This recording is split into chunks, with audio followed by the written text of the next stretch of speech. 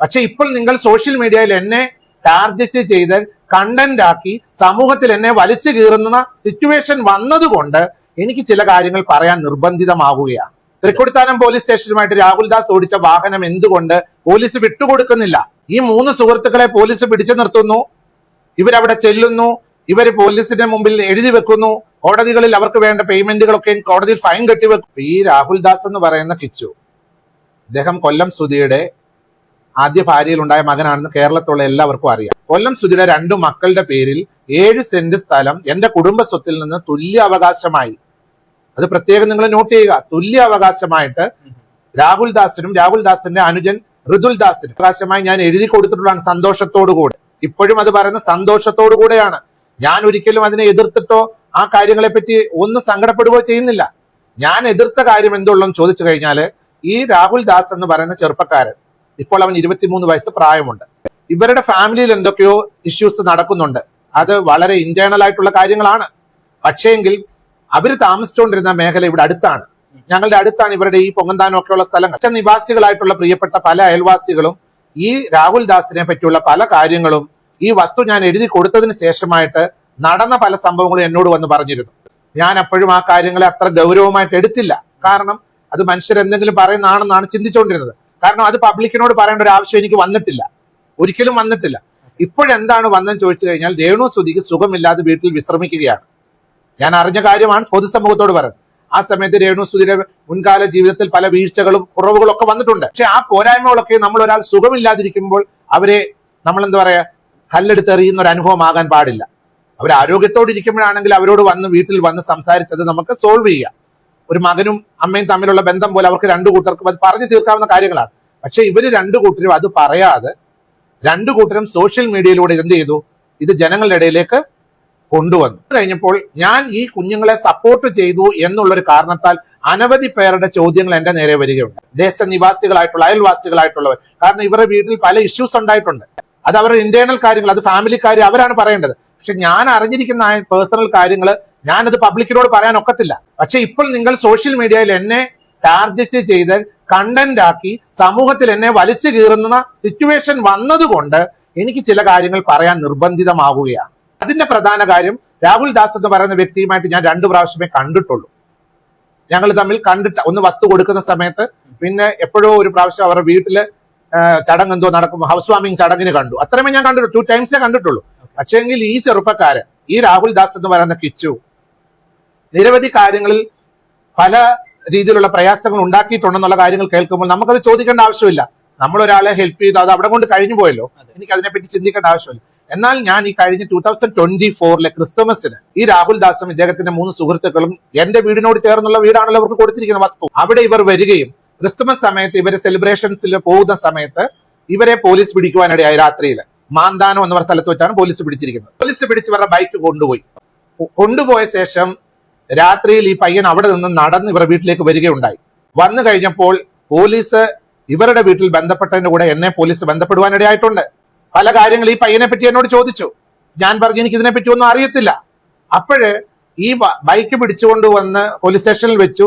ഈ പയ്യനെ കൊണ്ടല്ലേ എഴുതി വെപ്പിച്ചു കാര്യങ്ങൾ, ഇനി ഇങ്ങനെയുള്ള കാര്യങ്ങൾ ഉണ്ടാകത്തില്ല. പക്ഷേ ഞാൻ പറയുന്നത്, ഇന്ന് ഈ ദിവസം വരെ രാഹുൽദാസ് പോയിട്ട് ഈ ബൈക്ക് തിരിച്ചെടുത്തിട്ടില്ല. എന്താ കാരണം? ആ ബൈക്ക് എടുത്തുകൊണ്ട് പോകാൻ പോലീസിന്റെ അടുത്ത് പോയി അത് എടുത്തുകൊണ്ട് പോകേണ്ട ഉത്തരവാദിത്തം അവനുള്ളതാണ്. അവനത് എടുക്കുവാനായിട്ട് അവിടെ മടങ്ങി ചെല്ലുന്നില്ല. എന്താണെന്നുള്ള കാര്യം തൃക്കൊടിത്താനം പോലീസുമായിട്ട് ബന്ധപ്പെടട്ടെ. തൃക്കൊടിത്താനം പോലീസ് സ്റ്റേഷനുമായിട്ട് രാഹുൽദാസ് ഓടിച്ച വാഹനം എന്തുകൊണ്ട് പോലീസ് വിട്ടുകൊടുക്കുന്നില്ല? ഞാൻ പറഞ്ഞു പല കാര്യങ്ങൾ എനിക്ക് അറിയാമെന്ന് പറഞ്ഞു. ഞാൻ ഒരെണ്ണമേ ഇപ്പൊ പറയുന്നുള്ളൂ, ഒറ്റ കാര്യമേ ഇപ്പൊ പറഞ്ഞുള്ളൂ. ഈ 3 സുഹൃത്തുക്കളെ പോലീസ് പിടിച്ചു നിർത്തുന്നു, ഇവരവിടെ ചെല്ലുന്നു, ഇവര് പോലീസിന്റെ മുമ്പിൽ എഴുതി വെക്കുന്നു, കോടതികളിൽ അവർക്ക് വേണ്ട പേയ്മെന്റുകളൊക്കെ കോടതിയിൽ ഫൈൻ കെട്ടിവെക്കുന്നു, ഈ വാഹനം അവിടെ ഇരിക്കുന്നു. ഇതുവരെ ഈ ബൈക്ക് അവർ എടുത്തുകൊണ്ട് പോകാൻ ഇപ്പോൾ 2 വർഷമായി. ഇന്ന് വരെ ആ ബൈക്ക് എടുത്തുകൊണ്ട് പോകാൻ രാഹുൽദാസ് അതിനുവേണ്ടി മുൻകൈ എടുക്കുന്നില്ല. എന്തുകൊണ്ട്? ഞാൻ അവന് പ്രോപ്പർട്ടി എഴുതി കൊടുത്ത കാരണത്താൽ തൊട്ടടുത്ത വീടായിട്ട് പോലീസ് എന്നെ മേൽ അന്വേഷണം വെച്ചു, എന്നോട് കാര്യങ്ങൾ ചോദിച്ചു. ഞാൻ എന്താ ആൻസർ കൊടുക്കണം? എനിക്ക് എന്തറിയാൻ പറ്റുമോ അതിനെപ്പറ്റി? അപ്പോഴാണ് സമൂഹത്തിൽ അയൽവാസികളായിട്ടുള്ള പല പ്രിയപ്പെട്ടവർ പല കാര്യങ്ങൾ എന്നോട് പറയുവാനിടയായി. അപ്പോഴാണ് അതിന്റെ ഭീകരമായ സാഹചര്യങ്ങൾ ഞാൻ മനസ്സിലാക്കുവാനായിട്ടിടയായത്. ഞാൻ ഇന്ന് വരെ സോഷ്യൽ മീഡിയയിൽ ഇത് പറഞ്ഞില്ല. പക്ഷേ ബിഷപ്പ് എന്തോ തെറ്റ് ചെയ്തു, ബിഷപ്പ് എന്തോ കോർണർ ചെയ്തു. എന്തിന്? ഞാൻ എന്തിനു കോർണർ ചെയ്യണം? ഞാനൊരു അനാഥമായിട്ടുള്ള അനുഭവത്തിൽ കടന്നുപോയ ഒരു കുട്ടീനെ ചേർത്ത് നിർത്തിയതാണോ ഞാൻ ചെയ്ത തെറ്റ്? പേരൻസ് ഇല്ല, അമ്മ മരിച്ചുപോയി, അച്ഛൻ മരിച്ചുപോയി, ഇളയ കുട്ടിക്ക് അമ്മയുണ്ട്, അച്ഛനില്ല. ആ 2 കുഞ്ഞുങ്ങളെ ബഹുമാനപ്പെട്ട ആർ ശ്രീകണ്ഠൻ നായർ സാർ എന്നോട് ആവശ്യപ്പെട്ട പ്രകാരം 5 സെന്റ് സ്ഥലം ചോദിച്ചപ്പോൾ 7 സെന്റ് സ്ഥലം 2 കുഞ്ഞുങ്ങളുടെ പേരിൽ തുല്യമായി എഴുതി കൊടുത്ത ഞാൻ എന്ത് കോർണർ ചെയ്യണം? ഇനിയും പല കാര്യങ്ങൾ സമൂഹത്തിന് മുമ്പിൽ എനിക്ക് പറയേണ്ടതായിട്ട് വരും. എന്നെ കൊണ്ട് പറയിപ്പിക്കുകയാണ്. പക്ഷേ തെറ്റ് കണ്ടാൽ ചൂണ്ടിക്കാണിക്കുക. ഞാനൊരു വാണിംഗ് അന്ന് കൊടുത്തു. ഈ വസ്തു എഴുതി കൊടുത്ത് എന്നോട് പോലീസ് എൻക്വയറി ചെയ്തു. ബിഷപ്പ് എന്തെങ്കിലും കാര്യങ്ങൾ ബിഷപ്പിന് അറിയാമെങ്കിൽ പറയണമെന്ന് പറഞ്ഞപ്പോൾ ഞാൻ പറഞ്ഞു, ഞാൻ ഇപ്പോഴാണ് സാർ പറയുന്നത് ഈ കാര്യങ്ങൾ അറിയുന്നത്, എനിക്ക് അല്ലാതെ മറ്റു കാര്യങ്ങളൊന്നും അറിയുന്നില്ലെന്ന് അന്നേരം പറഞ്ഞു. പക്ഷെങ്കിൽ ഞങ്ങളുടെ സ്ഥലവാസികളായിട്ടുള്ള അയൽവാസികൾ അവരറിഞ്ഞതും കേട്ടതുമായ കാര്യങ്ങൾ തെളിവ് സഹിതം എന്നോട് വന്ന് പറഞ്ഞപ്പോൾ ഞാൻ എന്ത് ചെയ്യണം? എന്നെ കേൾക്കുന്ന വ്യൂവേഴ്സ് പറ, ഞാൻ എന്ത് ചെയ്യണം? ഞാൻ തെറ്റിനെ സപ്പോർട്ട് ചെയ്യണോ? ഞാൻ അതുകൊണ്ട് ഒരു വാണിംഗ് പോലെ പറഞ്ഞു, ഇനിയും ഇവിടെ വന്ന് പ്രശ്നം ഉണ്ടാക്കരുത്. തൃക്കൊടിത്താനം സ്റ്റേഷനിൽ എഴുതി വെച്ചിരിക്കുന്നത് എന്താണ്? ഇങ്ങനെയുള്ള യാതൊരു കാര്യങ്ങളും ഇനിയും ഉണ്ടാവുകയില്ല എന്ന് എഴുതി കൊടുത്തിട്ട് അവിടെ നിന്ന് പോയി. വണ്ടി എടുക്കാൻ ചെല്ലുന്നില്ല. കാരണം ഒരു പോലീസ് ഇഷ്യൂസ് വന്നാൽ ഞാൻ ആൻസർ ചെയ്യേണ്ടതായിട്ടുണ്ട്. കാരണം 15 വർഷത്തേക്ക് ഈ വസ്തുവിന്റെ ഉത്തരവാദിത്തം, ടേംസ് ആൻഡ് കണ്ടീഷൻസ് എന്റെ പേരിലൂടെയാണ്. ബിഷപ്പിന് പറയാനുള്ള കാര്യങ്ങൾ പറയുക. അപ്പോഴാണ് ഞാൻ അറിയാത്ത കാര്യങ്ങളായിരുന്നു. അപ്പോഴാ പോലീസ് എന്നോട് പറഞ്ഞത് ഇങ്ങനൊരു ഇഷ്യൂ അവിടെ നടന്നിട്ടുണ്ട്. അപ്പോഴാണ് ഞാൻ പറഞ്ഞു, ഇനി ഇവിടെ വന്നൊരു പ്രശ്നം ഉണ്ടാക്കിയാൽ ഞാൻ അതിൽ ഇടപെടേണ്ടതായിട്ട് വരുമെന്ന് ഞാൻ പറഞ്ഞു. അതൊരു വാണിംഗ് അല്ല, ത്രെട്ടനിങ്ങും അല്ലത്. രേണു സുധിയുടെ മകനായ രാഹുൽ ദാസിനെ പുണ്യാത്മാവാക്കാൻ ശ്രമിക്കുന്നുണ്ടെങ്കിൽ ഇനിയും നിരവധി കാര്യങ്ങൾ സമൂഹത്തിൽ വന്ന് അന്വേഷിക്കുമ്പോൾ തെളിവ് സഹിതം അവിടുത്തെ അയൽവാസികൾ പറഞ്ഞു തരേണ്ടതായിട്ട് വരും. അപ്പോൾ ഞാനല്ല നാണക്കേടേണ്ടതായിട്ട് വരും. പറഞ്ഞത് ഇത്രേ ഉള്ളൂ. ഇവിടെ ഇങ്ങനെ പല ഇഷ്യൂസ് കേൾക്കുന്നു. മാത്രമല്ല അവരുടെ വീട്ടിലും ചില പ്രയാസങ്ങൾ നേരിട്ടതായിട്ട് സമൂഹത്തിൽ വാർത്തകൾ വന്നല്ലോ. മേജറായ ചില ഇഷ്യൂസ് അവരുടെ വീട്ടിലുണ്ടാകുന്നതായിട്ട് വാർത്തകൾ കേട്ടല്ലോ. ഇനിയും ഇവിടെ വന്നൊരു പ്രശ്നം ഉണ്ടാകരുതെന്ന് ഞാൻ പറഞ്ഞു. അതൊരു വാണിംഗ് ആയിട്ട് ആ പയ്യന് തോന്നിയെങ്കിൽ ഞാൻ ഉത്തരവാദിയല്ല. കാരണം അതുപോലുള്ള ചില ഇഷ്യൂസ് ഉണ്ട്. ഇനിയും പല കാര്യങ്ങളും സമൂഹത്തിൽ അറിയേണ്ടതായിട്ടുണ്ടെങ്കിൽ ഞാനത് അറിയിച്ച് പറയണമെങ്കിൽ പറയാം. പക്ഷെ അതിന്റെ ആവശ്യം എനിക്ക് എന്താണ്? ഇപ്പൊ എന്നോട് ചോദിച്ച ഒരു കാര്യമേ ഞാൻ ആൻസർ ചെയ്തിട്ടുള്ളൂ. തെറ്റ് കണ്ടാൽ തെറ്റെന്ന് ചൂണ്ടിക്കാണിച്ചു. ആ തെറ്റ് എന്തുവാന്നുള്ളത് ആ പയ്യൻ തന്നെ വന്ന് സമൂഹത്തോട് പറയേണ്ട പല കാര്യങ്ങൾ കാണും. എനിക്കിപ്പോ പല കാര്യങ്ങളും പബ്ലിക്കിനോട് ഇപ്പൊ പറയാൻ പറ്റത്തില്ല. പല കാര്യങ്ങളുണ്ട്. വിത്ത് എവിഡൻസ് ആണ്. എവിഡൻസ് എന്റെ ഉണ്ടെന്ന് പറഞ്ഞ കള്ളത്തരമല്ല, എവിഡൻസ് ഉണ്ട്. പക്ഷെ എനിക്കത് അവരുടെ ഫാമിലി കാര്യങ്ങൾ പറയേണ്ട ആവശ്യമില്ല. എന്നോട് നെയ്ബേഴ്സ് ആയിട്ടുള്ളവര്, ഇവര് താമസിച്ചുകൊണ്ടിരിക്കുന്ന വീടിനടുത്തുള്ളവര് എന്നെ വന്ന് കണ്ടു പറഞ്ഞ കാര്യങ്ങളുണ്ട്. വിത്ത് എവിഡൻസ് ആണ്. പക്ഷെ എനിക്കത് പബ്ലിക്കിൽ പറയേണ്ട ആവശ്യമില്ല. അതുകൊണ്ട് ഇനി ഇങ്ങനെയുള്ള ആൾക്കാരെ നമ്മൾ സഹായിക്കുമ്പോൾ ഒന്ന് ചിന്തിക്കണം. രാഹുൽ ദാസിനെ ഇകഴ്ത്താൻ ഞാൻ ആഗ്രഹിച്ചിട്ടില്ല. തെറ്റുകൾ ചൂണ്ടിക്കാണിച്ചിട്ടുണ്ട്. അത് ഇനിയും രാഹുൽ ദാസ് ചെയ്താൽ എന്റെ പുരയിടത്തിൽ അവിടെ പുള്ളിക്കാരൻ താമസിക്കാൻ വന്ന കാലത്ത് സംഭവിച്ച ഒരു തെറ്റുവശത്തെ വിത്ത് എവിഡൻസോട് കൂടിയാണ് ഞാൻ ഇപ്പോൾ പറഞ്ഞിരിക്കുന്നത്. അതെന്തിനു വേണ്ടിയാണെന്ന് നിങ്ങൾക്ക് അറിയേണ്ടവർക്ക് തൃക്കൊടിത്താനം പോലീസുമായി ബന്ധപ്പെടാം. അതാണ് എനിക്ക് ഇതിനെപ്പറ്റി പറയാനുള്ളത്. അല്ലാതെ അവരെ നെഗറ്റീവ് ആക്കണമെങ്കിൽ ഒരു സ്ഥലത്തുള്ള പലരെ കൊണ്ട് വീഡിയോ ചെയ്യിപ്പിക്കരുതോ. പലരും വന്ന് പറയാൻ തയ്യാറായിട്ട് നിൽക്കുന്നുണ്ട്. നമുക്കതല്ല ഇവിടെ ആവശ്യം. അദ്ദേഹം സന്തോഷമായി ജീവിക്കട്ടെ. എല്ലാവരും പറയും ഒരു ആരുമില്ലാത്ത കുട്ടിയെ ഞാൻ കോർണർ ചെയ്യുക. നെവർ. ആരുമില്ലാത്ത കുട്ടി ആയതുകൊണ്ടാണ് ഞാൻ ചേർത്ത് നിർത്തുന്നത്. വഴക്ക് പറയാനുള്ള സ്വാതന്ത്ര്യം ഒരു ജ്യേഷ്ഠ സഹോദരന്റെ സ്ഥാനത്ത് ഞാൻ വഴക്ക് പറഞ്ഞിട്ടുണ്ട്. അത് അദ്ദേഹം സോഷ്യൽ മീഡിയയിൽ വന്ന് അദ്ദേഹം പറഞ്ഞ കാര്യം സമൂഹത്തിലുണ്ടായ വലിയൊരു മുറിവ്. ഇപ്പോൾ ക്യാൻസറായി ട്രീറ്റ്മെന്റ് ഇരിക്കുന്ന അദ്ദേഹത്തിന്റെ അമ്മയെ സമൂഹത്തിലേക്ക് വലിച്ചെറിയുവാൻ കല്ലുകൾ പോലെ പെറുക്കി കൊടുത്തു. എറിയുക എന്നുള്ള രീതിയിൽ ഒരു വീഡിയോ ഇട്ട് കാണിച്ചെന്നാ പറയുന്നത്. ആ വീഡിയോ ഇട്ട് കാണിച്ചപ്പോഴത്തേക്കിനും എല്ലാവരും ചേർന്ന് രേണുവിനെ കല്ലെറിയാൻ ശ്രമിച്ച ശേഷം ഗുഡ് പേരന്റിങ് കിട്ടാത്തതുകൊണ്ടാണ് ആ കുഞ്ഞ് അങ്ങനെ ആയെന്ന് പറഞ്ഞ് അവനെ ഗ്ലോറിഫൈ ചെയ്യുകയും മറ്റുള്ള എന്നെ അടക്കം നെഗറ്റീവ് പറയുകയും ചെയ്യുമ്പോൾ നിങ്ങളൊന്ന് ഓർക്കുക, 23 വയസ്സുള്ള ഒരു പയ്യനാണ്. അവനാണ് പറയേണ്ടത്. ബിഷപ്പ് എനിക്ക് ദോഷമായിട്ടൊന്നും പറഞ്ഞിട്ടില്ല. അദ്ദേഹം പറഞ്ഞ സംഭവിച്ചു പോയ കാര്യങ്ങളെ കുറിച്ചാണ് അദ്ദേഹം പറഞ്ഞത്. ആ സംഭവിച്ചു പോയ കാര്യങ്ങൾ ഇനി ആവർത്തിക്കരുത്, ഇനി ഇവിടെ വന്ന് അങ്ങനെ ചെയ്യരുത് എന്നൊരു ശാസന മാത്രമേ ഞാൻ ചെയ്തിട്ടുള്ളൂ. അത് മാത്രമേ എനിക്ക് ഇതിനെപ്പറ്റി പറയാനായിട്ടുള്ളൂ. ഞാനും രേണു സുധിയുമായിട്ട് മുഖാമുഖം ഇന്നുവരെ ഒരു പ്രശ്നം ഉണ്ടാക്കിയിട്ടില്ല, സംസാരം ഉണ്ടാക്കിയിട്ടില്ല, ഒരു വഴക്കോ ദേഷ്യമോ അന്നേരം വന്നിട്ടില്ല. പക്ഷെ സോഷ്യൽ മീഡിയയിൽ വളരെ സൈബർ ബുള്ളി ചെയ്യേണ്ട അനുഭവങ്ങൾ പലതും വന്ന സമയത്ത് നിരവധി മീഡിയാസ് എന്നെ ഇന്റർവ്യൂ ചെയ്ത സമയത്ത് ചോദിച്ച ക്വസ്റ്റ്യൻസിന് ആൻസർ ഞാൻ കൊടുത്തു. രേണു സുധി ചെയ്തു പോയിട്ടുള്ളതായ ഏതെങ്കിലും തരത്തിലുള്ള കാര്യങ്ങളെ പറ്റി ഇവർ ചോദിക്കുമ്പോൾ ഞാൻ ഒരു ബിഷപ്പ് എന്നുള്ള രീതിയിൽ അതിന് ഉത്തരം കൊടുക്കുമ്പോൾ എനിക്ക് ഉൾക്കൊള്ളാൻ പറ്റാതെ വന്ന കാര്യങ്ങൾ ഞാൻ വളരെ ദേഷ്യത്തോടു കൂടെ രേണു സുധിയെ വിമർശിച്ചുകൊണ്ട് ഞാൻ വീഡിയോകൾ കൊടുക്കേണ്ട അനുഭവങ്ങൾ ഉണ്ടായിട്ടുണ്ട്. ഈ രാഹുൽ ദാസിന്റെ വിവരങ്ങളെല്ലാം ഈ നാട്ടുകാർക്കെല്ലാം അറിയാവുന്ന. ഞാൻ ഈ നാട്ടിൽ ജീവിക്കുന്ന ആളാ. ഞാൻ വിദേശത്തു നിന്ന് ഇവിടെ ജീവിക്കുന്ന ആളാ. എന്നോട് നിരവധി പോലീസുകാർ എന്നെ വിളിച്ച് പല കാര്യങ്ങൾ എൻക്വയറി ചെയ്തിട്ടുണ്ട്. ആ സമയത്തൊക്കെ രാഹുൽ ദാസിനെ പറ്റി ഞാൻ നല്ല അഭിപ്രായമാണല്ലോ, ഒന്നും അറിയാതെ. ഇപ്പോഴാണല്ലോ വിവരങ്ങൾ ഞാൻ അറിഞ്ഞുകൊണ്ടിരിക്കുന്നത്. രാഹുൽ ദാസ് കൂടുതലൊന്നും നല്ലതാകാൻ ശ്രമിക്കേണ്ട. നമുക്കറിയാം കാര്യങ്ങൾ. ആരും നല്ലതാകണം ശ്രമിക്കേണ്ട. അഹങ്കാരമായത് ഈ വീട്ടിൽ വന്ന അഹങ്കാരം കാണിക്കാൻ നോക്കത്തില്ല. കാരണം ഇവിടെ പല നാട്ടിലുള്ള ആൾക്കാർ അതിനെപ്പറ്റി ഇപ്പൊ ചർച്ച ചെയ്തോളുണ്ട്. അദ്ദേഹത്തെ പറ്റിയുള്ള കാര്യം ഞാൻ ഈ നാട്ടുകാരെ കൊണ്ടും വീഡിയോ ഇടിപ്പിക്കും. പല കാര്യങ്ങൾ പറയാനുണ്ടാവും. പല കാര്യങ്ങൾ രാഹുൽ ദാസ്, ഞാൻ കിച്ചു എന്ന് വിളിക്കാൻ ആഗ്രഹിക്കുന്നില്ല, എൻ്റെ കയ്യിൽ അവരുടെ സർട്ടിഫിക്കറ്റ് ഒക്കെ ഇവിടെ ഇരിക്കുന്ന സർട്ടിഫിക്കറ്റിനകത്ത് രാഹുൽ ദാസ് എന്നാണ് അദ്ദേഹത്തിൻ്റെ പേര്. ഈ രാഹുൽ ദാസ് എന്ന് പറയുന്ന വ്യക്തിയോട് എനിക്ക് പറയുവാനുള്ളത്, നീ സഹായിക്കണമെന്ന് ഞാൻ നിന്നോട് ആവശ്യപ്പെടുന്നില്ല, നീ സഹായിക്കണ്ട. അനേകർ നിന്നെ സഹായിച്ചാൽ നീ തരത്തിലൊക്കെ എത്തിയിരിക്കുന്നത്. അതുകൊണ്ട് ദൈവത്തെ വിളിച്ച് ശാന്തമായിട്ട് നീ ജീവിക്കാനാണ് എനിക്ക് നിന്നോട് പറയാനായിട്ടുള്ളത്. അത് പറയാനുള്ള അതോറിറ്റി എനിക്കുണ്ട്. മാടപ്പള്ളിയിലോ പ്ലാന്തോട്ടത്തിലോ അഹങ്കാരം കാണിക്കാൻ വരികയും ചെയ്യണ്ട. അതുകൂടെ എനിക്ക് പറയാനുണ്ട്. കാരണം ഈ വസ്തുവിന് ഉടമസ്ഥൻ ഞാനായിട്ടാണ് ഇവിടെ ജീവിക്കുന്നത്. ഇവിടെ വന്ന് ബഹളം എടുക്കാനോ ശല്യം എടുക്കാനോ ഒന്നും വരണ്ട. രേണുസുതി ഒരു രോഗിയാണ്. ഇവിടെ വന്ന് അങ്ങനെ എന്തെങ്കിലും ഇനി ആ പെൺകുട്ടിയെ ആക്ഷേപിക്കുന്ന വീഡിയോ പുള്ളിക്കാരൻ ഇടുവാണെങ്കിൽ നിയമ നടപടികളുമായിട്ട് ഞങ്ങൾ മുന്നോട്ട് പോകാൻ തന്നെയാണ് തീരുമാനിക്കുന്നത്. എൻ്റെയും കൂടെ ഒരു തീരുമാനം അതാണ്. നിയമ നടപടികളുമായിട്ട് പോകും. കാരണം അവരൊരു ലേഡിയാണ്, ഒരു സുഖമില്ലാത്ത സ്ത്രീയാണ്. ഏതറ്റം വരെ നിയമ നടപടികളുമായിട്ട് പോകാം, അറ്റം വരെ ആ കുടുംബവുമായിട്ട് ചേർന്ന് നിന്ന് മാക്സിമം നിയമ നടപടികളായിട്ട് അവനവൻ്റെ കാര്യം നോക്കി ജീവിക്കുന്നതായിരിക്കും ബെറ്റർ. അവൻ്റെ കാര്യം നോക്കി ജീവിക്കട്ടെ. ആ സഹോദരി അവരുടെ കാര്യം നോക്കി ജീവിക്കുന്നുണ്ടല്ലോ. ഇവിടെ അവർക്കൊരു വീട് സ്ഥലവും എല്ലാവരും കൂടെ ചേർന്ന് കൊടുത്തിട്ടുണ്ട്. അതൊക്കെ ഈ നാട്ടുകാർക്ക് അറിയാവുന്ന കാര്യം തന്നെയാണ്. വീഡിയോ ഇടാൻ ആർക്കാ പറ്റാത്തത്? ഈ രാഹുൽ ദാസിന്റെ വിവരങ്ങളെല്ലാം ഈ നാട്ടുകാർക്കെല്ലാം അറിയാവുന്ന. ഞാൻ ഈ നാട്ടിൽ ജീവിക്കുന്ന ആളാ. ഞാൻ വിദേശത്തു നിന്ന് ഇവിടെ ജീവിക്കുന്ന ആളാ. എന്നോട് നിരവധി പോലീസുകാർ എന്നെ വിളിച്ച് പല കാര്യങ്ങൾ എൻക്വയറി ചെയ്തിട്ടുണ്ട്. ആ സമയത്തൊക്കെ രാഹുൽ ദാസിനെ പറ്റി ഞാൻ നല്ല അഭിപ്രായമാണല്ലോ, ഒന്നും അറിയാതെ. ഇപ്പോഴാണല്ലോ വിവരങ്ങൾ ഞാൻ അറിഞ്ഞുകൊണ്ടിരിക്കുന്നത്. രാഹുൽ ദാസ് കൂടുതലൊന്നും നല്ലതാകാൻ ശ്രമിക്കണ്ട. നമുക്കറിയാം കാര്യങ്ങൾ. ആരും നല്ലതാണെന്ന് ശ്രദ്ധിക്കേണ്ട. എല്ലാവരും ഒരു വെടിക്കുള്ളത് കയ്യിലുള്ളവരാണ്. രാഹുൽ ദാസിൻ്റെ ഒരു വെടിക്കുള്ളതൊക്കെ ഉണ്ട്. അതെന്തൊക്കെയാണെന്ന് എൻ്റെ ലിസ്റ്റുണ്ട്. പോലീസുകാരുടെ എന്നുള്ള വിവരങ്ങളൊക്കെ എൻ്റെ ഉണ്ട്. ഞാനിവിടെ ജീവിക്കുന്ന ആളാണ്. രാഹുൽ ദാസ് പഠിച്ച് നല്ലൊരു ജോലിക്കാരനായി മിടുക്കനായി ജീവിക്കുക. അത് രേണുസുതിയെ കൂടുതൽ അങ്ങ് കുടുംബത്തെ ചവിട്ടി താക്കാൻ ശ്രമിക്കുവാണെങ്കിൽ കൂടെ നിൽക്കാൻ ആൾക്കാരുണ്ട്. ഞാൻ മാത്രമല്ല, ഒരുപാട് പേര് രേണുസുതിയുടെ കുടുംബത്തെ സപ്പോർട്ട് ചെയ്യാനായിട്ടുണ്ട്. കൊല്ലത്ത് അവിടെ ജീവിക്കുക, സന്തോഷമായിട്ട് ജീവിക്കില്ല. ഇവിടെ വീടുണ്ട്, ഇവിടെ റൂമുണ്ട്. വേണമെങ്കിൽ ഇവിടെ ഒന്ന് സമാധാനത്തോടെ അന്തസ്സായിട്ട് അഭിമാനത്തോടെ ജീവിക്കാം. ആ പെൺകുട്ടി എന്നോട് ഒരാൾ വിളിച്ച് പറഞ്ഞത് പല കാര്യങ്ങൾ അവർക്ക് പുറത്ത് പറയാൻ പറ്റത്തില്ലെന്നാണ് പറഞ്ഞത്. അതൊക്കെ പറയുവാണെങ്കിൽ രാഹുൽ ദാസ് ചിലപ്പോൾ ഇച്ചിരി ബുദ്ധിമുട്ടേണ്ടതായിട്ട് വരും. ഞങ്ങളൊക്കെ അങ്ങ് ഇറങ്ങും. എങ്ങോട്ട് ഇറങ്ങും? നിയമപരമായിട്ട്, ലീഗലി നീങ്ങും. അവന് 22-23 വയസ്സില്ലേ? സ്വന്തം കാര്യം നോക്കി സന്തോഷമായി ജീവിക്കട്ടെ. അത്രേ എനിക്ക് അതിനെപ്പറ്റി പറയാനുള്ളൂ. അഹങ്കാരമായത് ഈ വീട്ടിൽ വന്ന അഹങ്കാരം കാണിക്കാൻ നോക്കത്തില്ല. കാരണം ഇവിടെ പല നാട്ടുകാർ നാട്ടിലുള്ള ആൾക്കാർ അതിനെപ്പറ്റി ഇപ്പം ചർച്ച ചെയ്തോളുണ്ട്. വിവരങ്ങളൊക്കെ ഉണ്ട് നമ്മുടെ കയ്യിൽ. ഞാനിപ്പോഴാണ് ഇതിനെപ്പറ്റിയൊക്കെ അറിയുന്നത്. ഈ പുള്ളിക്കാരൻ ഇങ്ങനെ പല കാര്യങ്ങളിൽ കേസിൽ പെട്ടെന്നൊക്കെ ഉള്ളവർ ഞാൻ പോലീസുകാർ പറഞ്ഞായിരുന്നു. പക്ഷെ ഇപ്പം ഞാൻ പല കാര്യങ്ങൾ അറിയുന്നുണ്ട്. ഇവിടെ എൻ്റെ ഈ പുരയിടത്തിനകത്ത് അതൊന്നും നടക്കത്തില്ല. ഇവിടെ നടക്കത്തില്ല. ഒന്നും ശരിയായ പ്രവണതയല്ല. കുടുംബത്തെ ബുദ്ധിമുട്ടിക്കാൻ ഞാൻ സമ്മതിക്കത്തില്ല. അങ്ങനെ പുള്ളിക്കാരനെ സപ്പോർട്ട് ചെയ്തുകൊണ്ട് കാര്യങ്ങൾ ചെയ്യുക, ഇവരെ ചവിട്ടി താഴോട്ട് കൊണ്ട്, അതൊക്കെ എന്തിൻ്റെ നീതിയാണ്? അതൊന്നും നീതിയാണെന്ന് എനിക്ക് തോന്നുന്നില്ല. അദ്ദേഹത്തിന് ഇവിടെ ജീവിക്കണമെങ്കിൽ സന്തോഷമായിട്ട് വന്ന് ജീവിക്കുക. അദ്ദേഹത്തിൻ്റെ വീട് അവിടെ ഉണ്ട്, ആരും പൊളിച്ചു കളഞ്ഞിട്ടില്ല. അദ്ദേഹത്തിന് അവിടെ ബെഡ്റൂം ഉണ്ട്, അതിനകത്ത് വന്ന് സന്തോഷമായിട്ട് താമസിക്കുക. പുള്ളിക്കാരന് ആ വയ്യാതിരിക്കുന്ന ആ സഹോദരിയെ, ആരോഗ്യമില്ലാതെ മരണവും ജീവന്റെ ഇടയിൽ നിൽക്കുന്ന ഒരു സഹോദരിയെ, അവരെ ഇപ്പം ആൾക്കാരുടെ മുമ്പിലേക്ക് ഇങ്ങനെ പിച്ചി ചീന്താനായിട്ട് എറിഞ്ഞു കൊടുത്തിട്ടുണ്ടെങ്കിൽ അദ്ദേഹത്തെ പറ്റിയുള്ള കാര്യം ഞാൻ ഈ നാട്ടുകാരെ കൊണ്ട് വീഡിയോ ഇടിപ്പിക്കും. പല കാര്യങ്ങൾ പറയാനുണ്ടാവും, പല കാര്യങ്ങൾ. അതുകൊണ്ട് നമ്മൾ എന്തിനാ വെറുതെ വേറൊരാളെ ഡിസ്റ്റർബ് ചെയ്യാൻ പാടില്ല എന്നുള്ളതാണ് എൻ്റെ അഭിപ്രായം.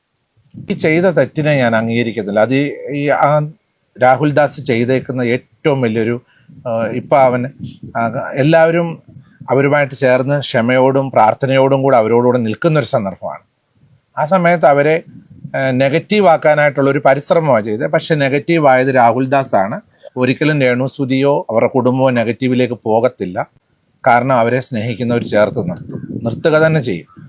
കാരണം അവരെ തിരിച്ചു കൊണ്ടുവരേണ്ടത് ആ കൊച്ചുമകൻ്റെ, ഈ പറഞ്ഞ രാഹുൽ ദാസിൻ്റെ അനുജനായിട്ടുള്ള ഋതുൽ ദാസ് എന്ന് പറഞ്ഞ കുഞ്ഞിന് 6.5 വയസ്സ് പ്രായമേ ഉള്ളൂ.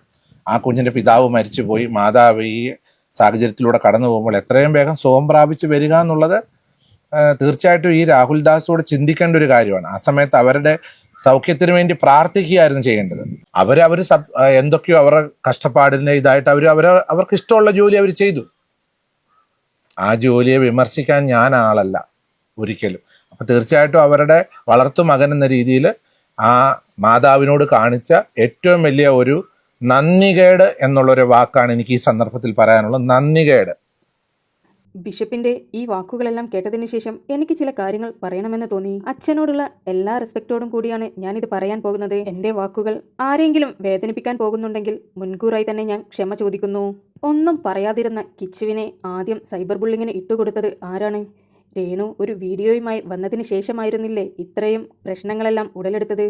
അന്ന് ആ വീഡിയോ അപ്ലോഡ് ചെയ്യുമ്പോൾ തന്നെ രേണു പറഞ്ഞിട്ടുണ്ടായിരുന്നു, ഇത് എന്തായാലും വിവാദമാകുമെന്നുള്ളത് എനിക്കറിയാമെന്ന്. അതുപോലെ തന്നെയല്ലേ സംഭവിച്ചത്? എല്ലാത്തിനും തുടക്കമിട്ടിരുന്നത് രേണു തന്നെയായിരുന്നില്ലേ?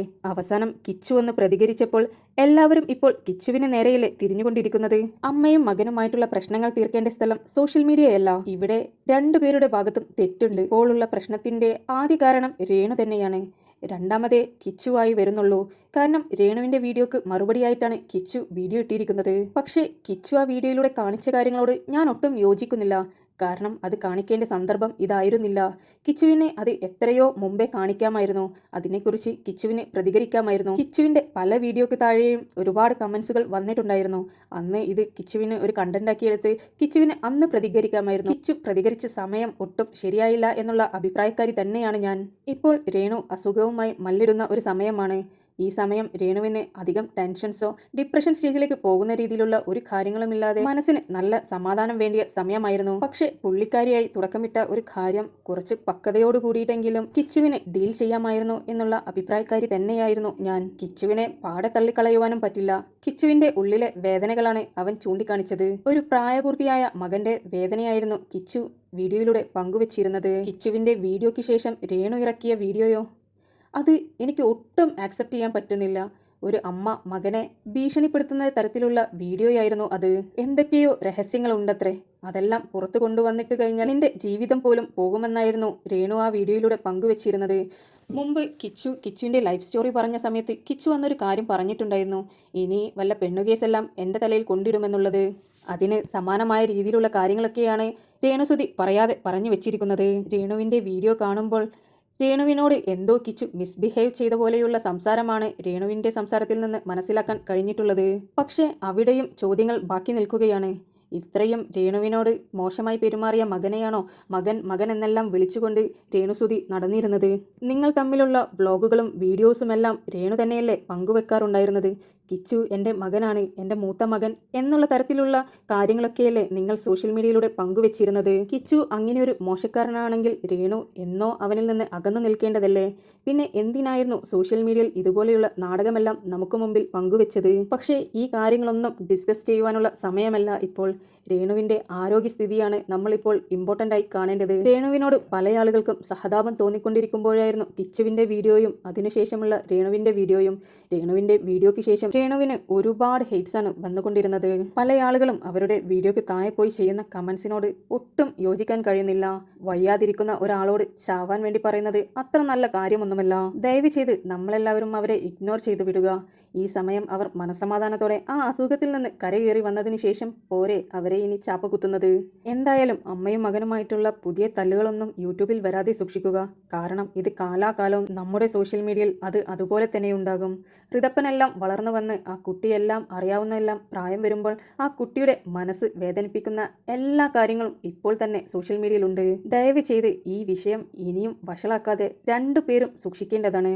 എനിവേ, നിങ്ങൾക്ക് വീഡിയോ ഇഷ്ടപ്പെടുകയാണെങ്കിൽ ഒരു ലൈക്കും ഷെയറും സബ്സ്ക്രൈബും ചെയ്യുവാൻ മറക്കരുത്. കിച്ചൂസാൻ ഫുള്ള് കാണാവോ ചാറ്റ്? ഇതാണ് എൻ്റെ ചാറ്റ് കാണിച്ചുകൊണ്ടാണ് ഞാനിത് പുറത്ത് വിട്ടത് കേട്ടോ, അല്ലെങ്കിൽ ഞാൻ ഒരിക്കലും വിടത്തില്ലായിരുന്നു മോനെ. വേണ്ടേ കിച്ചു ഞാൻ തമ്മിലുള്ള ചാറ്റാണ്, സബ്സ്ക്രിപ്ഷന്റെ കാര്യമാണേ. അപ്പൊ എൻ്റെ പൊന്നു കുഞ്ഞു മോനെ കിച്ചു, നീ സമ്മതിച്ചുകൊണ്ടാണ് അമ്മ ഇത് ചെയ്തത്. പിന്നെ മോൻ ഗുഡെന്ന് പറഞ്ഞുകൊണ്ടാണ്. മോൻ അന്ന് എന്നോട് പറയായിരുന്നേ അമ്മേ അത് വേണ്ട കേട്ടോ എന്ന് പറയായിരുന്നു, അമ്മ ഇത് ചെയ്യത്തില്ലായിരുന്നു മോനെ. മോൻ ഗുഡ് നന്നായെന്ന് പറഞ്ഞുകൊണ്ട് മാത്രമാണ് ഞാനത് ചെയ്തത്. എന്നെ വെറുതെ വിട് കിച്ചു, എന്നെ വെറുതെ വിട്. പിന്നെ നമുക്ക് രണ്ടുപേർക്കും അറിയുന്ന പല കാര്യങ്ങളുണ്ട് അല്ലെ കിച്ചു?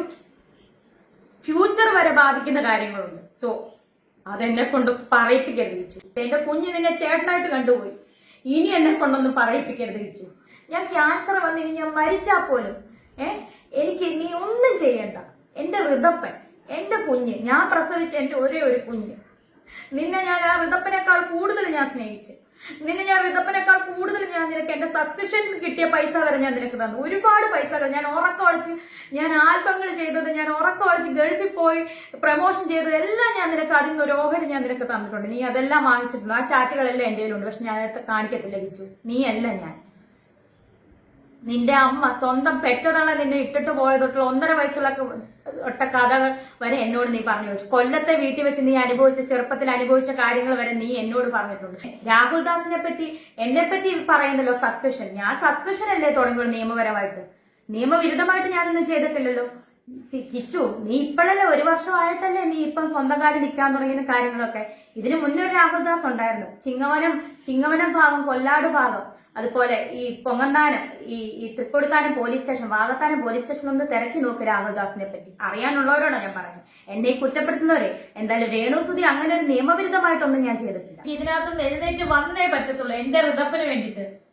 നിനക്ക് ആ കുഞ്ഞിനോട് ഒരു തൊള്ളി സ്നേഹം ഉണ്ടായിരുന്നെങ്കിൽ, നീ ഇത്രയും വരുമാനം നിനക്ക് കിട്ടുന്നുണ്ടല്ലോ, നീ 1 രൂപയ്ക്ക് ഒരു മുട്ടായി നീ അവന് മേടിച്ചു കൊടുക്കും. നിന്റെ അനിയനല്ലേ? എനിക്കൊന്നും വേണ്ട കിച്ചു നിന്റെ. ഞാൻ നിനക്ക് തന്നിട്ടേ ഉള്ളു പൈസ. അതിന് കണക്ക് പറഞ്ഞല്ല. ആപത്ത് ഘട്ടങ്ങളിൽ പോലും ഞാൻ ആരുമില്ലായിരുന്നു. ഈ അമ്മയും നീ കുറ്റം പറഞ്ഞ നിന്റെ അളിയനും ചേച്ചിയൊക്കെ ഉള്ളായിരുന്നു. ഓരോ കുറ്റത്തിന് പോലീസ് സ്റ്റേഷൻ വരെ കയറി ഇറങ്ങി ഞാനായിരുന്നു. എനിക്ക് ഒരു സ്നേഹവും എനിക്ക് തരണ്ട. എന്നെ വന്ന് കാണണ്ട. ആരുടെ വിഷമം തീർക്കാൻ എന്നെ വന്ന് കാണും. ഇന്ന് വരെ കണ്ടുമില്ല, വിളിച്ചുമില്ല, മിണ്ടിയില്ലല്ലോ. വേണ്ട, ഇനി ഇത് വേണ്ട. എന്നെ വെറുതെ വിട്ടേക്ക്. ഈ ഉള്ളവളെ വെറുതെ വിട്ടേക്ക്. ഞാൻ ചത്താലും എന്റെ ശവം പോലും നിങ്ങൾ ആരും വന്ന് കണ്ടെന്നെ ഒരു റീത്ത് പോലും ആരും സമർപ്പിക്കണ്ട. എന്നെ വെറുതെ വിട്ടേക്ക്. എന്റെ കൊച്ചിന് വേണ്ടിട്ട് എന്നെ. ഞാൻ 1 മാസമായി ക്യാൻസർ ബാധിതയായിട്ട്, അതായത് എല്ലാവരും അറിഞ്ഞിട്ട് ക്യാൻസർ ആണെന്ന് അറിഞ്ഞിട്ട് ചികിത്സ തുടങ്ങിയിട്ട് ഞാൻ കിടപ്പാണ്. നിങ്ങൾക്കറിയാം, ഞാൻ ഈ ICUലൊക്കെ ആയിരുന്നു വന്നാൽ വയ്യാതെ കിടന്നു. 1 മാസമായിട്ട് എനിക്ക് സബ്സ്ക്രിപ്ഷനോ ഒന്നുമില്ല. നിങ്ങൾക്ക് എല്ലാവർക്കും അറിയാം. എന്നെ കുറ്റപ്പെടുത്തിയവർ പോലും അവർ ക്ഷമ ചോദിച്ചുകൊണ്ടിരിക്കുന്ന സമയം. കാരണം ക്യാൻസർ എന്ന് പറയുന്ന രോഗം അങ്ങനെയാണ്.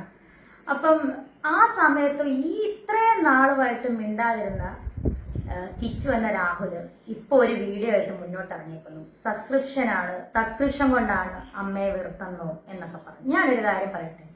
ഞാൻ എന്റെ ജീവിതത്തിൽ എന്ത് തുടങ്ങിയാലും, കിച്ചുവിനെ പരിചയപ്പെട്ടതിനെ തുടർന്ന്, എന്ത് സുചേട്ടൻ മരിച്ചതിനെ തുടർന്ന് എന്ത് തുടങ്ങിയാലും ഞാനത് കിച്ചുവിനെ അറിയിച്ചുകൊണ്ടാണ് ഞാൻ ചെയ്യുന്നത്. തെളിവുണ്ട് എൻ്റെ കയ്യിൽ. ഞാൻ നിങ്ങളെ കാണിക്കാം. കിച്ചു എന്തായാലും എന്റെ ചാറ്റ് പുറത്ത് വിട്ടല്ലോ. അപ്പൊ പിന്നെ എനിക്കും പറയണമല്ലോ. പറയേണ്ട കാര്യങ്ങൾ എനിക്കും പറയണം. ഞാൻ കിച്ചുവിനോട് പറഞ്ഞ സബ്സ്ക്രിപ്ഷന്റെ ചാറ്റ് മാത്രമേ ഞാൻ കാണിക്കുന്നുള്ളൂ. കാരണം എന്നെ പറ്റി അതാണല്ലോ പറഞ്ഞത്. സബ്സ്ക്രിപ്ഷൻ ആണല്ലോ ഇപ്പം മെയിൻ പ്രശ്നമായിട്ട് ഇപ്പൊ പറഞ്ഞത്. അപ്പൊ ആ സബ്സ്ക്രിപ്ഷന്റെ ചാറ്റ് മാത്രം ഞാൻ കാണിക്കാം. ഓക്കെ, ഞാൻ കിച്ചുവിനോട് പറഞ്ഞു, ഞാൻ നിങ്ങളെ കാണിക്കാം. കിച്ചു സൺ, ഞാൻ സബ്സ്ക്രിപ്ഷൻ തുടങ്ങി. അപ്പൊ ഒരു സ്മൈലിയുടെ ചിഹ്നം ഇട്ടപ്പോ കിച്ചു ആഹാ. അപ്പൊ ഞാൻ 500 സബ് കഴിഞ്ഞു കേട്ടോ. ആ തുടങ്ങി അന്നാണെന്ന് നിങ്ങൾ ഓർത്തോണം. എന്റെ തുടങ്ങി അന്ന് 500 സബ് കഴിഞ്ഞു കേട്ടോ. അപ്പൊ കിച്ചു എന്താ എന്നോട് പറഞ്ഞ മറുപടി? നിങ്ങൾ മേലെ ഇത് ചെയ്യരുതെന്നല്ല പറഞ്ഞത്. നിങ്ങൾ ഇനി ഇത് ഒരിക്കലും ചെയ്യരുതെന്ന് കിച്ചു അന്ന് എന്നോട് പറയുമായിരുന്നെങ്കിൽ, മോനെ കിച്ചു അമ്മ സബ്സ്ക്രിപ്ഷൻ തുടങ്ങത്തില്ലായിരുന്നു. പക്ഷെ മോൻ എന്നാ പറഞ്ഞെന്നറിയോ? ഗുഡെന്ന്. അതിനുശേഷം ഞാൻ പറഞ്ഞ 600 കഴിഞ്ഞു, 180 രൂപയാണ്. അപ്പൊ കിച്ചു പറയാട്ടാ 180. നിങ്ങൾ കണ്ടോ? ചാറ്റ് കണ്ടോ? നിങ്ങൾ ചാറ്റ് കാണും. ദേ കിച്ചു സൺ ഫുള്ള് കാണാവോ ചാറ്റ്? ഇതാണ് എന്റെ ചാറ്റ് കാണിച്ചുകൊണ്ടാണ് ഞാനിത് പുറത്ത് വിട്ടത് കേട്ടോ. അല്ലെങ്കിൽ ഞാൻ ഒരിക്കലും വിടത്തില്ലായിരുന്നു മോനെ. വേണ്ടേ കിച്ചു ഞാൻ തമ്മിലുള്ള ചാറ്റാണ്. സബ്സ്ക്രിപ്ഷന്റെ കാര്യമാണ്. അപ്പൊ എന്റെ പൊന്നു കുഞ്ഞു മോനെ കിച്ചു, നീ സമ്മതിച്ചുകൊണ്ടാണ് അമ്മ ഇത് ചെയ്തത്. പിന്നെ മോൻ ഗുഡെന്ന് പറഞ്ഞുകൊണ്ടാണ്. മോൻ അന്ന് എന്നോട് പറയാനേ അമ്മേ അത് വേണ്ട കേട്ടോ എന്ന് പറയാനും അമ്മ ഇത് ചെയ്യത്തില്ലായിരുന്നു മോനെ. മോൻ ഗുഡ് നന്നായെന്ന് പറഞ്ഞുകൊണ്ട് മാത്രമാണ് ഞാനത് ചെയ്തത്. പിന്നെ നാക്കിന്റെ വീഡിയോ നിങ്ങൾക്കറിയാം, ലൈവ് വീഡിയോ വന്നപ്പം കിച്ചു എന്നോട് സംസാരിച്ചു. അപ്പോഴാണ് കിച്ചു എന്നോട് ഇത് സംസാരിക്കുന്നത്. അത്രയും നാളുമായിട്ട് കിച്ചു എന്നോട് ഇത് സംസാരിച്ചിട്ടില്ലായിരുന്നു. അങ്ങനെ സംസാരിച്ചപ്പം ഞാൻ എന്താ പറഞ്ഞത്? കിച്ചു, എത്രയോ പേര് ഓരോന്ന് ചെയ്യുന്നു, അവർക്കൊന്നും ഇല്ലാത്ത പ്രശ്നമാണോ എനിക്ക് പൈസ കിട്ടുന്നുണ്ടല്ലോ കിച്ചു, 2.5 ലക്ഷം രൂപ കിട്ടുന്നുണ്ടല്ലോ. അന്നത്തെ കാര്യം കേട്ടോ. നിങ്ങൾക്ക് കിട്ടുന്നുണ്ടല്ലോ കിച്ചു. അതാണ് ഞാൻ ആ പറഞ്ഞ കാര്യം. അത് കിച്ചു പുറത്തു വിടേണ്ട കാര്യം ഉണ്ടായിരുന്നു. അതുകൊണ്ടല്ലേ അമ്മ ഈ ചാറ്റ് പുറത്തു വിട്ടത്. പിന്നെ കിച്ചു മോനെ, നിങ്ങൾ എന്നെ പറ്റി കുറ്റം പറയാൻ ഇനിയിപ്പോ ഒരുപാട് വ്ളോഗേഴ്സ്, പിന്നെ കിച്ചുവിനെ ഇപ്പം നിയന്ത്രിക്കുന്ന ഒരു സ്ത്രീ ഉണ്ടെന്ന് എനിക്കറിയാം. അവർക്കൊന്നും അറിയത്തില്ല. ഒന്നും അറിയാതെ എന്റെ മെക്കെട്ട് കയറാൻ വരരുത് ദേവിയത്. മനസ്സിലായല്ലോ? ഒന്നും അറിയാതെ എന്റെ മെക്കെട്ട് കയറാൻ നിങ്ങൾ ദേവിയത്. ഞാൻ ക്യാൻസർ രോഗിയാണ്. ഇനിയെങ്കിലും കിച്ചു, ഈ അമ്മേനെ വെറുതെ വിടും. നീ എന്നെ നോക്കണ്ട, നീ എനിക്ക് ഗുണം ചെയ്യണ്ട, നീ എന്നെ അമ്മയെന്ന് വിളിക്കണ്ട, ദയവ് ചെയ്ത് ഒന്നും എന്നെ നീ വിളിക്കണ്ട. എനിക്ക് എന്നെ ദ്രോഹിക്കാതിരുന്നുകൂടെ നിനക്ക് ഇനിയെങ്കിലും? ഞാൻ ക്യാൻസർ വന്നിനി ഞാൻ മരിച്ചാ പോലും എനിക്ക് നീ ഒന്നും ചെയ്യണ്ട. എന്റെ ഋതപ്പൻ, എന്റെ കുഞ്ഞ്, ഞാൻ പ്രസവിച്ച എന്റെ ഒരേ ഒരു കുഞ്ഞ്, നിന്നെ ഞാൻ ആ ഋതപ്പനേക്കാൾ കൂടുതൽ ഞാൻ സ്നേഹിച്ചു. നിന്നെ ഞാൻ ഋതപ്പനേക്കാൾ കൂടുതൽ ഞാൻ നിനക്ക് എന്റെ സബ്സ്ക്രിപ്ഷൻ കിട്ടിയ പൈസ വരെ ഞാൻ നിനക്ക് തന്നു. ഒരുപാട് പൈസകൾ ഞാൻ ഉറക്കമടിച്ച്, ഞാൻ ആൽബങ്ങൾ ചെയ്തത്, ഞാൻ ഉറക്കമടിച്ച് ഗൾഫിൽ പോയി പ്രമോഷൻ ചെയ്തത് എല്ലാം ഞാൻ നിനക്ക് അതിൽ നിന്ന് ഒരു ഓഹരി ഞാൻ നിനക്ക് തന്നിട്ടുണ്ട്. നീ അതെല്ലാം വാങ്ങിച്ചിട്ടുണ്ട്. ആ ചാറ്റുകളെല്ലാം എന്റെ കയ്യിലുണ്ട്. പക്ഷെ ഞാൻ അതൊക്കെ കാണിക്കത്തില്ല കിച്ചു. നീ അല്ല ഞാൻ. നിന്റെ അമ്മ സ്വന്തം പെറ്റതള്ള നിന്നെ ഇട്ടിട്ട് പോയതൊട്ടുള്ള 1.5 വയസ്സുള്ള ഒട്ട കഥകൾ വരെ എന്നോട് നീ പറഞ്ഞു വെച്ചു. കൊല്ലത്തെ വീട്ടിൽ വെച്ച് നീ അനുഭവിച്ച, ചെറുപ്പത്തിൽ അനുഭവിച്ച കാര്യങ്ങൾ വരെ നീ എന്നോട് പറഞ്ഞിട്ടുണ്ട്. ഞാൻ അതൊന്നും, ചെറുപ്പത്തിൽ അനുഭവിച്ച കാര്യങ്ങൾ വരെ നീ എന്നോട് പറഞ്ഞിട്ടുണ്ട്. ഞാൻ അതൊന്നും പുറത്ത് വിടുന്നില്ല കിച്ചു. ഞാൻ അങ്ങനത്തെ ഒരു അമ്മയല്ല, ഞാൻ അങ്ങനത്തെ ഒരു സ്ത്രീ അല്ല. ഇനിയെങ്കിലും എന്നെ വെറുതെ വിടുക. ഞാൻ ക്യാൻസർ രോഗമായിട്ട് ഞാൻ മല്ലിടുവാണ്. എനിക്ക് എന്റെ ഹൃദയത്തിന് വേണ്ടിയിട്ട് ജീവിച്ചേ പറ്റത്തുള്ളൂ. എന്നെ വെറുതെ വിടുപ്പിച്ചു കിച്ചു, എന്നെ വെറുതെ വിട്.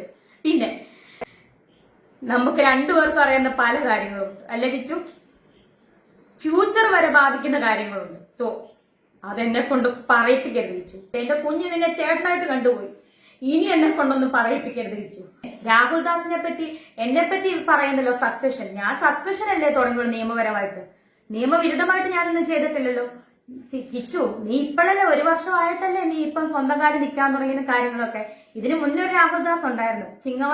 ചിങ്ങവനം ഭാഗം, കൊല്ലാട് ഭാഗം, അതുപോലെ ഈ പൊങ്ങന്താനം, ഈ Thrikkodithanam police station, Vakathanam police station ഒന്ന് തിരക്കി നോക്ക് രാഹുൽ ദാസിനെ പറ്റി. അറിയാനുള്ളവരോടാണ് ഞാൻ പറയുന്നത്. എന്നെ ഈ കുറ്റപ്പെടുത്തുന്നവരെ. എന്തായാലും രേണുസുതി അങ്ങനെ ഒരു നിയമവിരുദ്ധമായിട്ടൊന്നും ഞാൻ ചെയ്തിട്ടില്ല.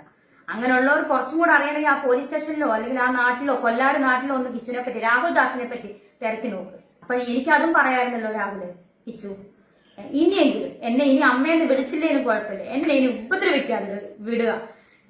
ഞാൻ നിന്നെ ദ്രോഹിക്കാൻ വരുന്നില്ല. എന്നെ ഉപദ്രവിക്കാതെ വിടുക. ഞാൻ ഒരു ക്യാൻസർ പേഷ്യന്റ് ആണ്. ഞാൻ നിന്റെ കാല് പിടിച്ച് ഈ അമ്മ പറയാം, എന്റെ നെഞ്ചത്ത് അടിക്കാൻ പറ്റത്തില്ല, ടിക്ലൈൻ കിടക്കുന്നതുകൊണ്ട് ഞാൻ അടിച്ചു കഴിഞ്ഞാൽ എനിക്ക് വേദനിക്കും. ഞാൻ കാല് പിടിച്ച് പറയുക, എന്നെ ഇനി നാക്കിട്ട്, എന്നെ ഇനി കുത്തി, ഇനി എന്നെ സംസാരിപ്പിക്കരുത്. എനിക്ക് വയ്യ. ഇനി എന്റെ പേരെടുത്തിടരുത്. എനിക്ക് ഗുണം ചെയ്തില്ലേലും എന്നെ ദ്രോഹിക്കാതിരിക്കുക. എന്റെ കുഞ്ഞിനെ ഓർത്തിട്ട് ഇതിനകത്തുനിന്ന് എഴുന്നേറ്റ് വന്നേ പറ്റത്തുള്ളൂ എന്റെ ഋതപ്പന് വേണ്ടിയിട്ട്. നിനക്ക് ആ കുഞ്ഞിനോട് ഒരു തൊള്ളി സ്നേഹം ഉണ്ടായിരുന്നെങ്കിൽ, നീ ഇത്രയും വരുമാനം നിനക്ക് കിട്ടുന്നുണ്ടല്ലോ, നീ 1 രൂപയ്ക്ക് ഒരു മുട്ടായി നീ അവന് മേടിച്ചു കൊടുത്തോ? നിന്റെ അനിയനല്ലേ? എനിക്കൊന്നും വേണ്ട കിച്ചു നിന്റെ. ഞാൻ നിനക്ക് തന്നിട്ടേ ഉള്ളു പൈസ. അതിന് കണക്ക് പറഞ്ഞല്ല. അമ്മയ്ക്ക് പറയാണ്ട് ഒരുപാട് കാര്യങ്ങൾ, തെളിവ് സഹിതം കാര്യങ്ങൾ അടക്കും. ഇപ്പൊ മോൻ സ്നേഹം കാര്യങ്ങളും ഒക്കെ ആയിട്ട് അച്ഛന്റെ കാര്യങ്ങളൊക്കെ പറഞ്ഞ് മോശം കാര്യങ്ങളൊക്കെ ആകുന്നുണ്ട് പല ആളുകളും. മോന്റെ വോയിസ് റെക്കോർഡും കാര്യങ്ങളും ഇപ്പോഴും നമ്മുടെ ചേട്ടൻ അളിയന്റെ ഫോണിനകത്ത് ഇപ്പോഴും കിടപ്പുണ്ട്, പഴയ റെക്കോർഡുകൾ, അച്ഛന്റെ മോന്റെ സംഭാഷണങ്ങളൊക്കെ. മോൻ ഈ കാണിച്ച അമ്മയുടെ ചാറ്റ് പുറത്തു വിട്ട പോലത്തെ അങ്ങനത്തെ ഒരു മനസ്സുള്ളവരായിരുന്നു ഞങ്ങളൊക്കെ. അതും പുറത്തു വിടത്തില്ല മോനെ. ഞങ്ങൾ ഇതൊന്നും ചെയ്യുന്നില്ലല്ലോ. എന്നിട്ട് ഇനിയെങ്കിലും എന്നെ വെറുതെ വിടാൻ മേലെ. ഞാനൊരു ക്യാൻസർ പേഷ്യന്റ് അല്ലേ, ഇനിയെങ്കിലും എന്നെ ഒന്ന് വെറുതെ വിടാൻ മേലെ. 11 വയസ്സിലെ സുധിച്ചേട്ടൻ അന്ന് ശ്വാസിൽ വെച്ച് എന്നെ ഹേപ്പിച്ചപ്പം ആരുമില്ലായിരുന്നു മോനൊരു പ്രാവശ്യം അച്ഛനോട് വഴക്ക് പിടിച്ച് കൊല്ലത്ത് പോട്ടെ എന്ന് പറഞ്ഞ് ഫോൺ വിളിച്ച് ഓർക്കുന്നുണ്ടോ? അന്ന് അവരെന്തുവാ പറഞ്ഞ? മോനെ ഇങ്ങോട്ട് വരണ്ട, അവിടെ അച്ഛന്റെ അമ്മയുടെ കൂടെ നിന്നാ മതി. ഇതൊക്കെ മോനെ എനിക്ക് ഓർമ്മയുണ്ട്. പക്ഷെ മോൻ അതൊന്നും ഓർമ്മ കാണത്തില്ല. 40 ഘട്ടങ്ങളിൽ പോലും ഞാരുമില്ലായിരുന്നു. ഈ അമ്മയും നീ കുറ്റം പറഞ്ഞ നിന്റെ അളിയനും ചേച്ചിയൊക്കെ ഉള്ളായിരുന്നു. ഓരോ കുറ്റത്തിനും പോലീസ് സ്റ്റേഷൻ വരെ കയറി ഇറങ്ങി ഞാനായിരുന്നു. വേറെ ആരെങ്കിലും ഇപ്പൊ നിന്നെ ഈ കൊണ്ടു നടക്കുന്നവരാരും ഇല്ലായിരുന്നല്ലോ ഒന്ന്. ഇനി എന്നെ കൊണ്ട് പറയിപ്പിക്കൽ ലഭിച്ചു. ഇനി ഇതിൽ കൂടുതൽ എനിക്കൊന്നും പറയാനില്ല. ഇനി എന്നെ വെറുതെ വിടുക. ഇത് നിന്നെ പറ്റിയുള്ള എന്റെ ലാസ്റ്റ് വീഡിയോ ആയിരിക്കും. ഇതൊക്കെ ലാസ്റ്റ് വീഡിയോ ആയിരിക്കണം. നിന്നെ പറ്റി, ഈ രാഹുൽ ദാസിനെ പറ്റി അല്ലെങ്കിൽ കിച്ചുവിനെ പറ്റിയുള്ള ലാസ്റ്റ് വീഡിയോ ആയിരിക്കണം ഇതെന്റെ. ഇനി എന്നെ കൊണ്ട് വീഡിയോ ഇടിപ്പിക്കരുത് കിച്ചു. എനിക്ക് വയ്യ. ഞാനൊരു ക്യാൻസർ പേഷ്യന്റ് ആണ്. ഒരു ക്യാൻസർ രോഗിയായിട്ടുള്ള ഒരാളുടെ മനസ്സ് എത്രത്തോളം വേദനിക്കുന്നുണ്ടെന്ന് നിങ്ങൾക്കറിയാം. ഡോക്ടേഴ്സ് ഇപ്പോഴും പറഞ്ഞിട്ടുള്ളത് എന്റെ മനസ്സിനെ വേദനിപ്പിക്കരുതെന്നാണ് ചേച്ചിയോടൊക്കെ പറഞ്ഞിട്ടുള്ളത്. നിങ്ങൾ ഉദ്ദേശിക്കുന്ന പോലെ അല്ല എന്റെ അസുഖം. നിങ്ങൾ ഓർത്ത ക്യാൻസർ, ബ്രസ്റ്റ് ക്യാൻസർ, അതല്ല എന്റെ അസുഖം. നിങ്ങൾക്ക് എന്റെ സ്റ്റേജും കാര്യങ്ങളും ഒന്നും അറിയത്തില്ല. ഡോക്ടേഴ്സ് എത്ര ശതമാനമാണ് എന്നെ രക്ഷിച്ചെടുക്കാന്നുള്ള ചാൻസ് പോലും നിങ്ങൾക്ക് ആർക്കും അറിയത്തില്ല. അറിയാതാണ് നിങ്ങൾ ഈ സോഷ്യൽ മീഡിയയിൽ കിടന്ന് എന്നെ കുറ്റപ്പെടുത്തുന്നത്. ഞാൻ ഇത്രയും പറയത്തില്ല. ഞാൻ ഇവിടെ കിടക്കുമായിരുന്നു. ഇത്രയും ഞാൻ പറയത്തില്ലായിരുന്നു. പക്ഷെ നിങ്ങൾ എന്നെ കൊണ്ട്, കിച്ചു എന്നെ കൊണ്ട് ഇത് പറയിപ്പിച്ചു. ഇനിയും ഇത് കിച്ചുവിനെ പറ്റിയുള്ള എന്റെ ലാസ്റ്റ് വീഡിയോ ആയിരിക്കണം. നീ എനിക്ക് ഒരു സ്നേഹവും എനിക്ക് തരണ്ട. എന്നെ വന്ന് കാണണ്ട. ആരുടെ വിഷമം തീർക്കാൻ എന്നെ വന്ന് കാണും. ഇന്ന് വരെ കണ്ടുമില്ല, വിളിച്ചുമില്ല, മിണ്ടിയില്ലല്ലോ, വേണ്ട. ഇനി ഇത് വേണ്ട, എന്നെ വെറുതെ വിട്ടേക്ക്, ഈ ഉള്ളവളെ വെറുതെ വിട്ടേക്ക്. ഞാൻ ചത്താലും എന്റെ ശവം പോലും നിങ്ങൾ ആരും വന്ന് കണ്ട് എന്നെ ഒരു റീത്ത് പോലും ആരും സമർപ്പിക്കണ്ട. എന്നെ വെറുതെ വിട്ടേക്ക്, എന്നെ വെറുതെ വിട്ടേക്ക്. എന്റെ കൊച്ചിന് വേണ്ടിട്ട് എന്നെ വെറുതെ